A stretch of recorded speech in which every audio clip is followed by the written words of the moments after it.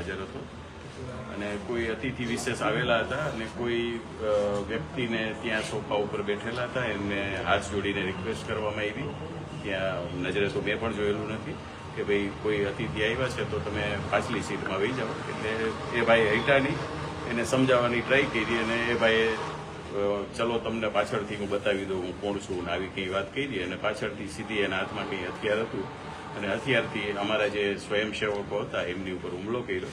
અને એ ગેટની બહાર જ્યારે એને લઈ ગયા ત્યારે એમની ઉપર એમને હુમલો કર્યો.